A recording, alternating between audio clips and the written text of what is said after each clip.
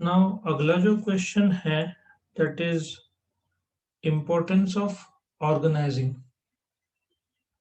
Now क्या होता है कि जब तुमने प्लान कर दिया बिजनेस का, अब बिजनेस शुरू होने के लिए तुमको क्या क्या चीजों की जरूरत पड़ेगी।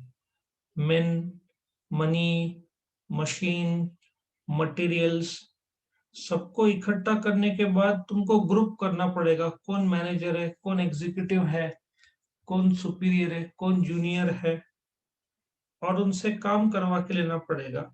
अल्टीमेटली क्यों? Because there is some objective जो तुमको अचीव करना पड़ेगा। ठीक है। सो जो इम्पोर्टेंस ऑफ ऑर्गेनाइजिंग है, ये तुम्हारा सेकेंड फंक्शन ऑफ मैनेजमेंट है। पहला प्लानिंग है। सो जब भी ऑर्गेनाइजिंग का इम्पोर्टेंस पूछा, तुम्हारा आंसर या फीचर्स तुमको ट्वेल्थ को सिलेबस में नहीं है, बट किसी भी रूप में पूछा ऑर्गेनाइजिंग का क्वेश्चन, तो तुम्हारा आंसर इस रूप में होना चाहिए, दैट इज इंट्रोडक्शन। सबसे पहले तुम इंट्रोडक्शन में क्या बोलोगे कि organising is the second function of management. समझ में आया? सिंपल सी भाषा में तुम पहले बोलोगे कि organising second function of management है।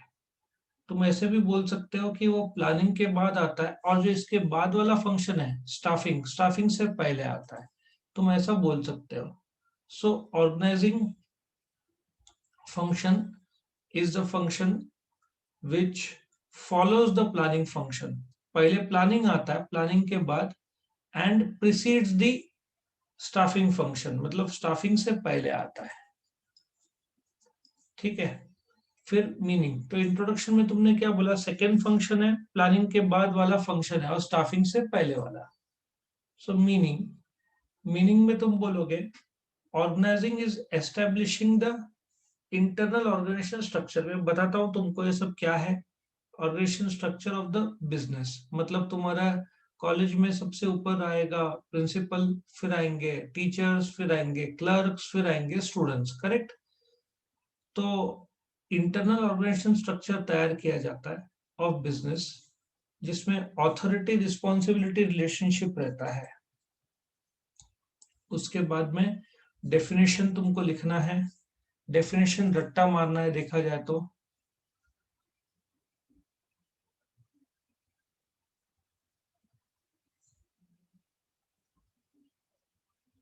To organize a business is to provide it with everything useful for its functioning, that is raw material। मतलब मैंने तुमको बताया था, मेन, मनी, मशीन, मटेरियल्स। तुम जब प्लान करते हो तो लगता है, तो तुम ये प्रोवाइड करते हो, लेकिन सिर्फ प्रोवाइड करने से होता नहीं है। जैसे कॉलेज तो शुरू कर दिया, लेकिन कॉलेज को क्या लगेगा? Main, money, machine, materials.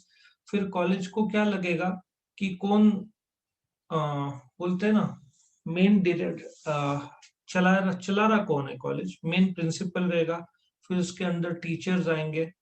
ठीक है। फिर उसके अंदर, या प्रिंसिपल के अंदर एचओडी आएंगे, फिर उसके अंदर टीचर्स आएंगे, फिर क्लर्क्स आएंगे, फिर स्टूडेंट। एक ढांचा तैयार किया।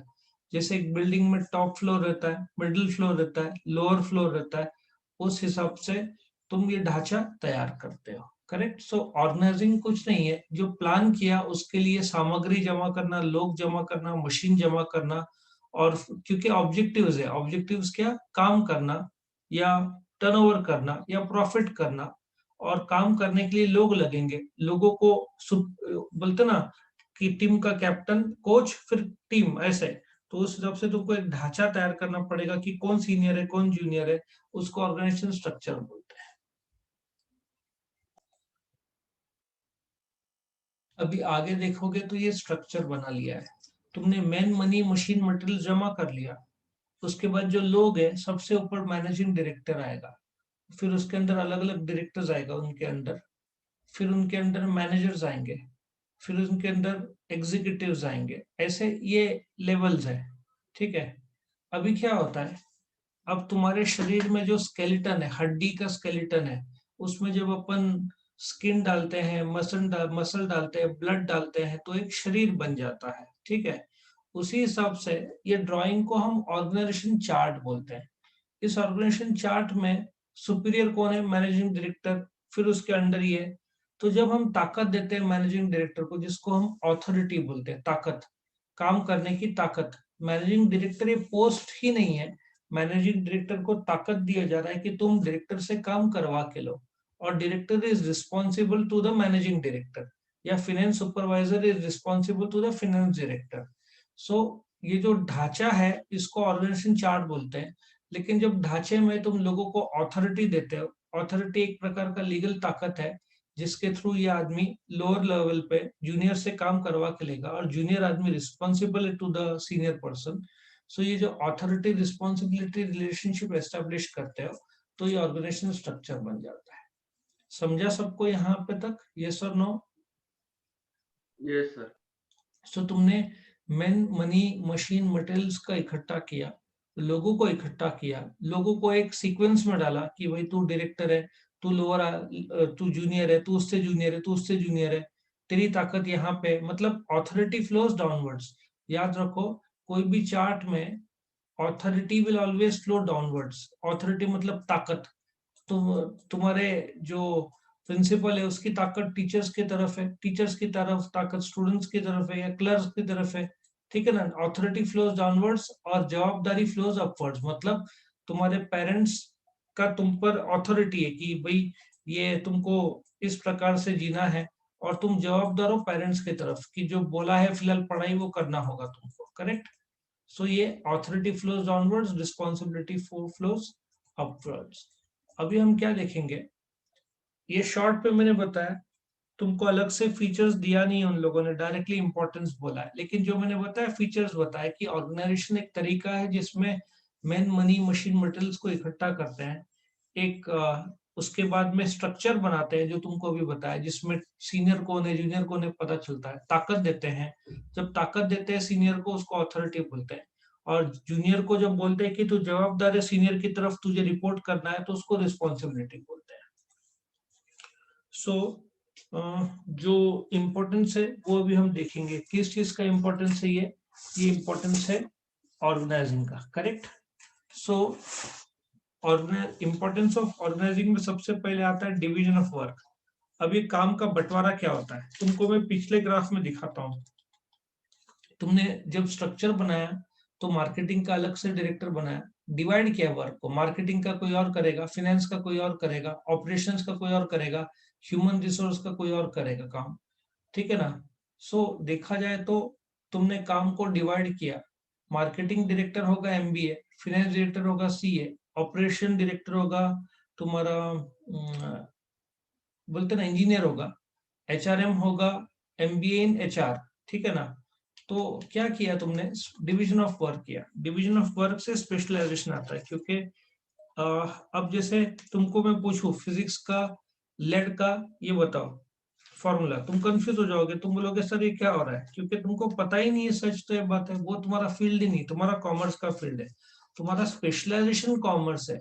हाँ, साइंस वाले को पूछा कि भाई मैनेजमेंट क्या है, उसको पता ही नहीं रहेगा, क्योंकि वो तो साइंटिफिक थ्योरीज और प्रैक्टिकल्स में स्टडी कर रहा है। सो जो अभी कंपनी में साइंस भी लगेगा, कॉमर्स भी लगेगा, साइंस जो रिसर्च है तो साइंस वाले को बुलाओ।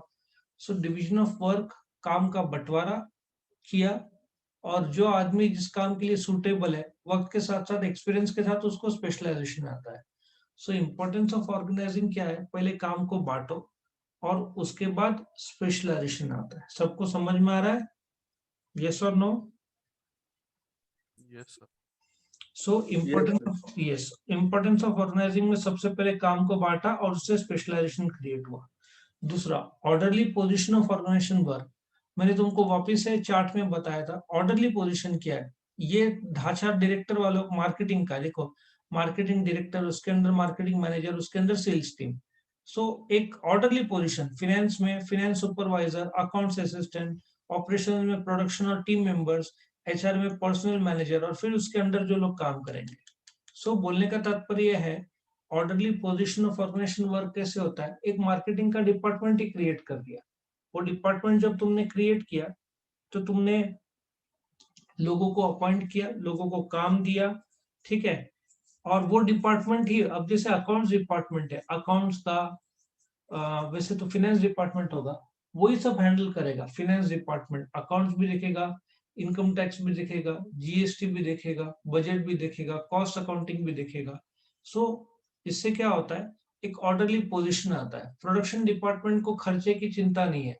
प्रोडक्शन मैनेजर को खरीदी करना है तो वो डायरेक्टली परचेस को बोलेगा और अकाउंट डिपार्टमेंट को बोलेगा कि भाई रॉ मटेरियल चाहिए, पेमेंट अकाउंट डिपार्टमेंट करेगा। सो दैट जो प्रोडक्शन डिपार्टमेंट है उसको लोग लगेंगे तो वो प्रोडक्शन मैनेजर इंटरव्यू लेगा नहीं, ऑलरेडी बिजी रहते हैं। प्रोडक्शन मैनेजर एचआर मैनेजर को बोलेगा भाई 4 वर्कर चाहिए, तो प्रोडक्शन मैनेजर प्रोडक्शन में ध्यान देगा, वर्कर का अपॉइंटमेंट का जवाबदारी एचआर का। तो ऑर्डरली पोजीशन होता है, जिसका जो काम है वो करेगा। कॉस्ट कम होता है ना। अभी सीधी बात है, प्रोडक्शन मैनेजर ही अपॉइंट करेगा, प्रोडक्शन में ध्यान देगा नहीं तो वेस्टेजेस होंगे, क्योंकि उसका एनर्जी आधा लोगों के अपॉइंटमेंट में जा रहा है। ठीक है ना। उसको उसको ही मटेरियल खरीदना पड़ रहा है तो बहुत कठिनाई हो जाता है। तुम देखो बहुत सारे जगह पे इंटीरियर डिजाइनर रहता है, वो प्लान करता है और कारीगर इम्प्लीमेंट करते हैं। अब कारीगर प्लान करने गए, उनका दिमाग उस क्रिएटिव लाइन में नहीं रहता है। उनको पता है कि ये वुड, ये जो पलंग है ऐसे बनाना है, ये बोलते ना डाइनिंग टेबल ऐसे बनाना है, उनको इतना ही पता है।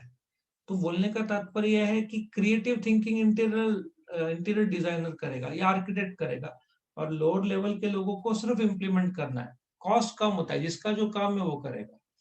Helps avoid and resolve conflict, सीधा हिसाब है। कैसे कि मार्केटिंग डिपार्टमेंट में कॉन्फ्लिक्ट हुआ तो ये 3 लेयर जवाबदार है।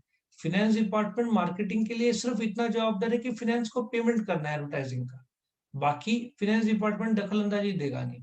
ये प्रोडक्शन में 3 लोग जवाबदार है। सो कॉन्फ्लिक्ट नहीं होता, क्योंकि कुछ भी प्रॉब्लम आया प्रोडक्शन में तो ये लोग आपस में 3 लोग मिलकर ही सेटल करेंगे, बाकी लोग का इन्वॉल्वमेंट नहीं होगा। तो helps avoid and resolve conflict मतलब डिपार्टमेंट के अंदर जो प्रॉब्लम्स है वो डिपार्टमेंट वाले लोग करेंगे, बाकी लोग का कोई जवाबदारी नहीं।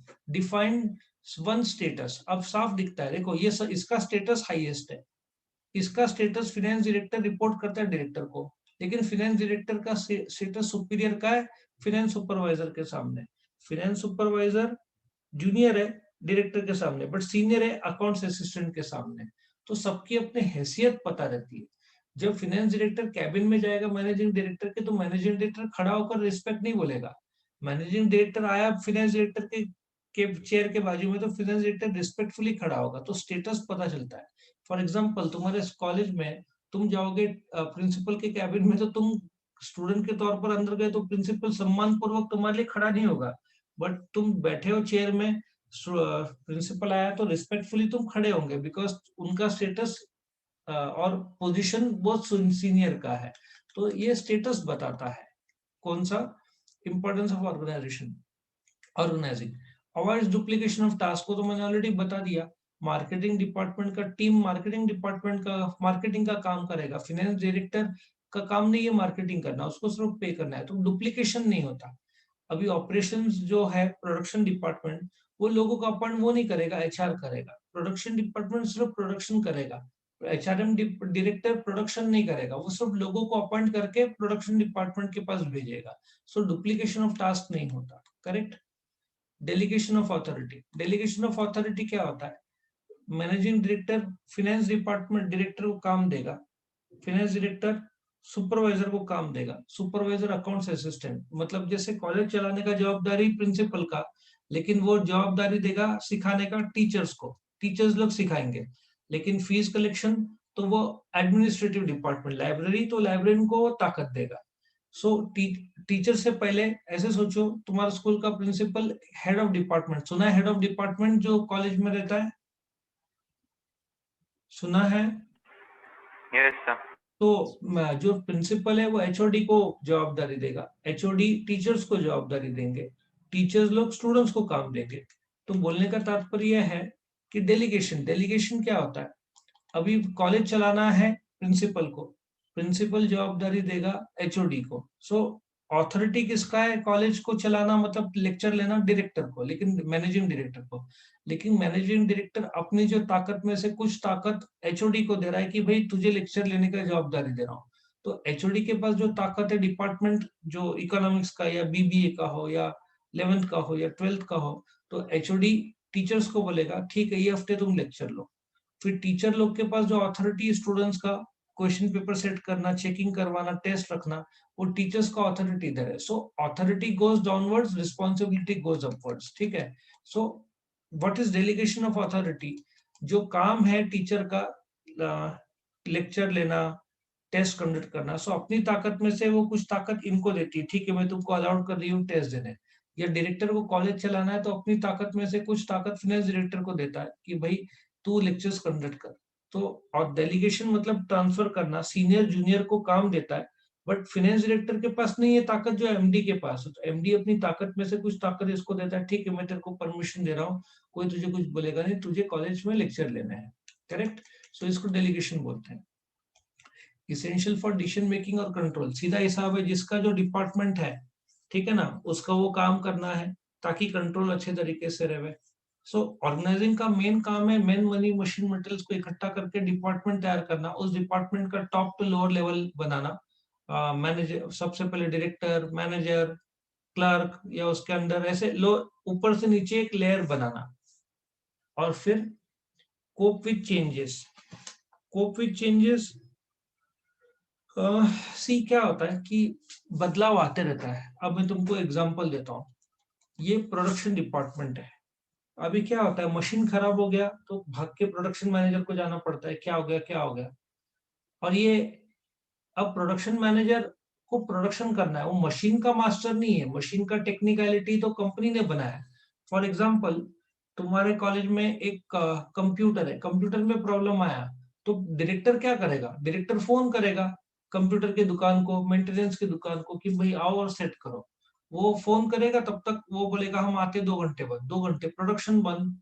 ठीक है, 2 घंटे बाद प्रोडक्शन, वो लोग दुकान वाले आएंगे, चेक करेंगे, वो लोग बोलेंगे पार्ट्स नहीं है, कल होगा. तो पूरा एक दिन का प्रोडक्शन रुक गया. तो ऑपरेशन या ये प्रोडक्शन डिपार्टमेंट वाला क्या करेगा? वो बोलेगा कि भाई वक्त के साथ साथ हमारा काम का लोड बहुत है ऑपरेशन डिपार्टमेंट में, तो हमको एक मेंटेनेंस डिपार्टमेंट की जरूरत है. तो एक सर्विस डिपार्टमेंट खोला जाता है जिसको मेंटेनेंस डिपार्टमेंट बोलते हैं. MAINTENAN. सो इनका क्या काम रहता है मेंटेनेंस का, कि मशीन कभी रुकनी नहीं चाहिए. तुम देखो डॉक्टर जो रहते हैं, डॉक्टर जब सर्जरी करते हैं तो हेल्पर्स रहते हैं ना, तुमको पता है नर्सिंग स्टाफ जो इंस्ट्रूमेंट प्रोवाइड करते हैं, सुना है तुमने? कंपाउंडर्स रहते हैं. डॉक्टर सर्जरी करता है लेकिन उसको सीजर चाहिए, तो खुद थोड़ी सीजर लाने जाएगा, उसके जो यहाँ पे काम करते हैं उन लोग को बोलेगा. समझ में आ रहा है मैं क्या बोल रहा हूँ तुमको? Yes, sir. उसका एक बाकायदा कोर्स रहता है जो डॉक्टर का नहीं रहता है, लेकिन वो जो हेल्प करते हैं डॉक्टर्स, उनका आई थिंक नर्सिंग का कोर्स है वो, 2-3 साल का कोर्स है. और उसमें पेमेंट भी 30, 35, 40,000 रहता है. 30,000 से चालू होता है. वो सर्जन को हेल्प करते हैं. तो ऑपरेशन डिपार्टमेंट, अभी प्रोडक्शन डिपार्टमेंट को क्या डिपार्टमेंट ने मदद की, एक नया डिपार्टमेंट एस्टेब्लिश किया, मेंटेनेंस डिपार्टमेंट. अभी मशीन में जो भी प्रॉब्लम आएगा, प्रोडक्शन डिपार्टमेंट सीधा इनको फोन करेगा, ये लोग आके मशीन को सेट करेंगे. क्योंकि तुमने बाहर से आदमी बुलाया, वो बोलेगा पार्ट्स कल आएगा, तो प्रोडक्शन रुक जाता है. तो इसलिए कंपनी में एक और वक्त के साथ साथ एक और डिपार्टमेंट बना है जिसको मेंटेनेंस डिपार्टमेंट बोलते हैं. वो लोग आते हैं और फटाफट प्रोडक्शन डिपार्टमेंट को मदद करते हैं. ये पहले नहीं था, अभी ये सब मॉडर्न जमाने में सब आ गया. मेंटेनेंस डिपार्टमेंट बड़े बड़े कंपनीज में रहते हैं मेंटेनेंस डिपार्टमेंट. सो चेंजेस जैसे हो रहे हैं वैसे नए नए डिपार्टमेंट्स आ रहे हैं. अभी तो आईटी का अलग से डिपार्टमेंट रहता है, ठीक है ना. और एक फ्री फ्लो ऑफ कम्युनिकेशन है, पता है किसको किसको रिपोर्ट करना है. कम्युनिकेशन ऊपर से नीचे जाएगा, नीचे से ऊपर जाएगा. लेकिन फाइनेंस डायरेक्टर प्रोडक्शन को ऑर्डर नहीं देगा, वो अपने डिपार्टमेंट में फ्री फ्लो होगा कम्युनिकेशन. करेक्ट. सबको समझ में आया 10 पॉइंट्स? यस और नो? यस और नो? Yes, sir. अभी इसको लर्न करने के लिए मैंने एक स्टोरी बनाया है. लेट अस सी स्टोरी क्या है. तुम्हारे सामने मैं स्टोरी प्रेजेंट करता हूँ. सपोजिटली तुमने एक नया घर खरीदा, ठीक है ना. स्टोरी कैसे बनेगा, तुम जैसे ही नया घर तुम खरीदते हो तो डू यू एग्री, नए घर को डिवाइड होता है इनटू ड्राइंग रूम, फिर तुम्हारा study room, kitchen, master bedroom, ठीक है ना. सो ऐसे सोचो कि मैंने एक घर खरीदा जिसमें डिवाइड किया हुआ है, डिवीजन है वर्क के हिसाब से. किचन में काम खाना बनाने का, स्टडी रूम में काम स्टडी करने का. और तुम्हारा घर, आजकल नए घर जो लग्जरी बन रहे हैं उसमें स्टोर रूम अलग से देते हैं, ठीक है, उसमें मंदिर का रूम अलग से देते हैं।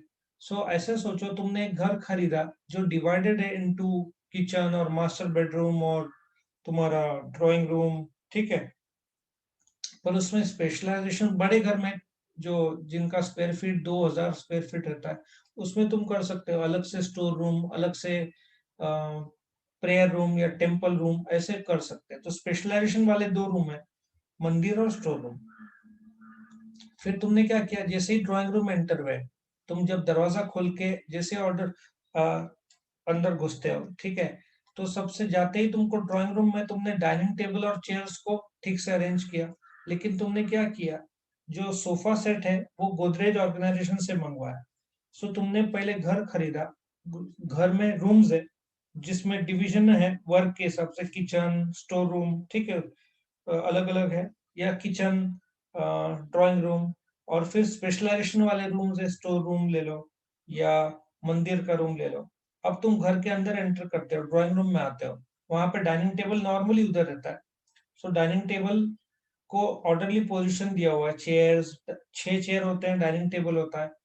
लेकिन तुमने जो सोफा सेट है वो ऑर्गेनाइजेशन से मंगाया विच इज गोदरेज, ठीक है। अब क्या होता है, तुमने घर तो ले लिया, ड्राइंग रूम में भी एंटर हो गए, पर पेंटिंग करना है, पर कॉस्ट रिड्यूस करने के लिए तुम्हारा बहुत खर्चा हो गया, तुमने लोन लिया, ईएमआई चालू है, तो खर्चा कम करने के लिए तुमने क्या किया, पेंटिंग भविष्य में करने का सोचा। क्योंकि एक 1.5-2 रूम किचन में तुमको अच्छे क्वालिटी का पेंट करना है तो 1.5-2 लाख रुपए का खर्चा आता है, कम से कम 1.5 से 2 लाख रुपया। 2 रूम किचन रहा तो 2 लाख कहीं नहीं गया। सो ये 2 लाख रुपए का खर्चा आता है, तो तुम बोलते हो कि भाई कॉस्ट रिड्यूस करने के लिए भविष्य में पेंटिंग करेंगे, ठीक है। फिर क्या करते हो, पर अब ड्राइंग रूम में नॉर्मली बालकनी ड्राइंग रूम के आसपास रहती है या एक दरवाजा रहता है, खिड़की रहती है। अब ये जो पर्दा लगाते हैं, तो अक्सर लोग गलती ऐसा कर देते हैं कि पर्दा को डार्क कर देते हैं। डार्क पर्दा कर दिया तो बोलते हैं ना, कंफ्लिक्ट हो जाता है, रूम छोटा दिखता है। रूम बड़ा तुमको दिखना है तो पर्दा लाइट होना चाहिए, ठीक है ना। तो डार्क पर पर्दे लगाते समय डार्क शेड अवॉइड करना चाहिए, क्योंकि डार्क शेड वाले पर्दे डार्क हो गए तो रूम भरा भरा दिखता है, तो कंफ्लिक्ट हो जाता है रूम में, रूम छोटा दिखता है। तो प्रॉब्लम रिजॉल्व करने के लिए क्या करो, लाइट पर्दे यूज करो। So point number 1 is divide करो घर को अलग अलग रूम्स में, उसमें स्पेशलाइजेशन रूम्स बनाओ, स्टोर रूम और मंदिर करो। तुम अंदर घुस गए घर पे, लेकिन पेंटिंग नहीं कराए, सेव्स कॉस्ट कर बचाने के लिए, क्योंकि भविष्य में तुम करोगे, आज महंगा पड़ रहा है तुमको। फिर पेंटिंग जो पर्दे हैं उसमें कंफ्लिक्ट हो रहा है, क्योंकि तुमने डार्क ले लिए तो रूम छोटा दिखता है, तो कंफ्लिक्ट अवॉइड करने के लिए और सॉल्व करने के लिए तुमने पर्दे लाइट शेड में लेने चाहिए, ठीक है। अब तुम बिल्डिंग में ऐसे सोचो कि एक 10 माले की बिल्डिंग है, तुम 5वें माले में रहते हो। अब तुम नोट करो, जितने ऊपर बॉम्बे वाले लोग ज्यादा पे करने के लिए तैयार रहते हैं ऊपर वाले फ्लोर्स के लिए, और ऊपर वाले फ्लोर्स के रेट थोड़ा ज्यादा रहते हैं। सुना है तुमने, ये सब नो, सुना है तुमने। Yes sir. सबसे टॉप फ्लोर में पेंट हाउस रहता है, जिसमें जो सबसे कॉस्टली रहता है। सो बोलने का तात्पर्य है, बिल्डिंग में जितने ऊपर तुम जाओगे, जितना ऊपर, 6वें 7वें 8वें 9वें 10वें, वहां पे पता चलता है कि वो अमीर आदमी, स्टेटस बढ़ते जाता है जैसे तुम बिल्डिंग के टॉप फ्लोर की तरफ जाते जाते हो, उधर कॉस्ट भी बढ़ता है, ठीक है। सो पहला तुम घर लिए, घर को डिवाइड किए इनटू रूम्स, उसमें स्पेशलाइजेशन रूम्स बनाए, फिर एंटर किए, ऑर्डरली पोजीशन किया तुमने डाइनिंग टेबल और चेयर्स का, और सोफा सेट ऑर्गेनाइजेशन गोदरेज से मंगाया। फिर उसके बाद में कॉस्ट कम करने के लिए तुमने पेंटिंग भविष्य में सोचा। पर्दे में कंफ्लिक्ट हो रहा था, डार्क है, तो रिजॉल्व करने के लिए तुमने लाइट शेड वाला पर्दा लगवाया। उसके बाद जैसे तुम बाहर फ्लैट के बाहर निकले और ऊपर फ्लोर की तरफ जब देखने लगे, तो जितने ऊपर फ्लोर उतना स्टेटस बढ़ते जाता है, ठीक है ना। और ऊपर क्या करते लोग, जैसे टॉप 8वें 10वें माले में अब 2 रूम किचन वाला फ्लैट है, तो लोग क्या करते हैं, 2 फ्लैट को जोड़ देते, सुना है तुमने, ऊपर 2 फ्लैट को एक कर देते, सुना है किसी ने। No sir. क्या करते हैं, आजकल का ट्रेंड ऐसा है, 2 रूम किचन वाले बिल्डिंग रहे ना, पर आजू बाजू 2 फ्लैट रहेंगे, तो बीच में दीवार तोड़ देते हैं। वो लोग क्या करते हैं, डुप्लीकेट 2 फ्लैट, डुप्लीकेशन फ्लैट खरीदने के बजाय वो लोग क्या करते हैं, बिल्डर को पहले ही बोल देते हैं, देख भाई, तेरा 2 रूम किचन के 2 फ्लैट है, दीवार कॉमन है, ये दोनों फ्लैट में खरीद रहा हूँ, डुप्लीकेट फ्लैट, दोनों डुप्लीकेट है फ्लैट, लेकिन मेरे को बोलते ना, मैं अवॉइड करना चाहता हूँ डुप्लीकेशन फ्लैट, ये दोनों फ्लैट को मैं एक करना चाहता हूँ। सो जैसे ऊपर के फ्लोर में तुम जाओगे ना, तुमको बहुत सारे 2 रूम किचन के 2 फ्लैट का एक ही मालिक मिलेंगे। लोग क्या करते हैं, अभी लोगों को 4 रूम किचन चाहिए, 4 रूम किचन कम बनते हैं, ज्यादातर नासिक में 1 रूम तो बंद ही हो गया कॉलेज रोड में, 2 रूम और 3 रूम अभी भी दूसरी जगह पे बनते हैं, लेकिन स्टैंडर्ड 2 रूम और 3 रूम। लेकिन जिसका फैमिली बड़ा है उसको 4 रूम चाहिए, तो वो क्या करे, तो क्या करता है, जैसे ऊपर फ्लोर फ्लोर में 2 रूम किचन के 2 फ्लैट अलग अलग लेने के बजाय वो उसको डुप्लीकेट, अलग अलग डुप्लीकेट फ्लैट्स है, लेकिन वो डुप्लीकेट अवॉइड करता है, वो दोनों फ्लैट को खरीदता है, बीच की दीवार तोड़ देता है, ड्राइंग रूम बड़ा कर देता है। ठीक है, ऐसे लोग करते हैं। लॉजिक समझ में आया, टॉप फ्लोर में 2 रूम किचन के 2 फ्लैट को अलग लेने के बजाय उसको एक कर देते हैं। समझा लॉजिक तुमको? Yes sir. तो फिर बिल्डिंग पर ये नहीं होता, प्रेशर नहीं आता फिर? नहीं आता है, क्योंकि बिल्डिंग का जो स्ट्रक्चर बनता है उसको तोड़ नहीं सकते तुम, अंदर के दीवार जो स्ट्रक्चर से जुड़े हुए नहीं है।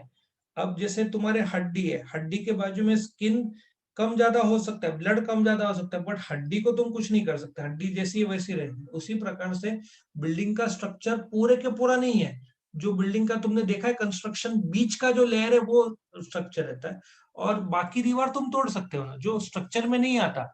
अभी ऐसे सोच कि तेरे 2 हाथ है, ठीक है, हाथ का जो स्किन है, स्किन में चोट लग सकती है, वो कम ज्यादा हो सकता है, बट हाथ के उंगलियां तो उतने के उतने ही रहेंगे ना, हड्डियां। समझ में आ रहा है, तो स्किन को ऊपर नीचे कर सकता है। ठीक है, लोग आदमी मोटे होते हैं तो मोटापा हो सकता है, बट हड्डी उतना ही रहेगा।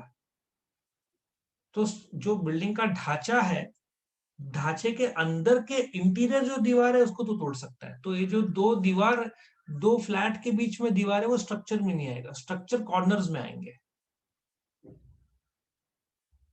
लॉजिक समझ में आया? Yes sir. तो वो इंटीरियर दीवार तोड़ के वो एडजस्ट कर लेते हैं, बिल्डिंग को उससे नुकसान नहीं पहुंचता। बिल्डिंग को नुकसान स्ट्रक्चर तोड़ने से, इसलिए स्ट्रक्चर को हाथ लगाने नहीं देता बिल्डर कभी भी, क्योंकि स्ट्रक्चर को डैमेज हुआ तो बिल्डिंग गिर सकती है। स्ट्रक्चर बहुत स्ट्रांग रहता है और वो वैसा का वैसा रहता है। उसके बाद में अब वो सोचता है, टॉप फ्लोर में उसने ले लिया पेंट हाउस में, ठीक है, अभी क्या होता है, ऊपर जो तुमने जो 2 रूम के 2 फ्लैट को कंबाइन कर दिए, इसका मतलब 4 रूम किचन लिया, तो आजकल नवे घर जो कॉलेज रोड में बन रहे हैं, या महंगे जो लग्जरियस घर रहते हैं, अब सीधी बात है, जो 2 करोड़ रुपए 2.5 करोड़ रुपए दे रहा है घर का, उसके पास नौकर भी होंगे, तो वो क्या करता है, आजकल बिल्डर एक सर्वेंट क्वार्टर्स बनाते हैं। तो जो 4 रूम किचन में एक छोटा सा रूम बाहर होगा, अंदर नहीं होता, बाजू वाला एक छोटा सा रूम वो लोग बना देते हैं। तो एक करने के बाद ये जो रूम, दोनों फ्लैट को एक करने के बाद एक छोटा सा रूम वो बनवा देते हैं, जिसको सर्वेंट क्वार्टर्स बोलते हैं। और उसमें सर्वेंट को डेलीगेशन ऑफ अथॉरिटी के रूप में दे दिया जाता है कि भाई तू इधर रहेगा। समझ में आ रहा है तुमको? एक आजकल बंगलों में तो रहता ही है, लेकिन फ्लैट, लग्जरियस फ्लैट में भी एक छोटा सा रूम नौकरों के लिए दिया जाता है, उसको सर्वेंट क्वार्टर्स बोलते हैं। 4-5 बेडरूम हॉल किचन में एक सर्वेंट क्वार्टर तुमको जरूर मिलेगा। समझ में आया?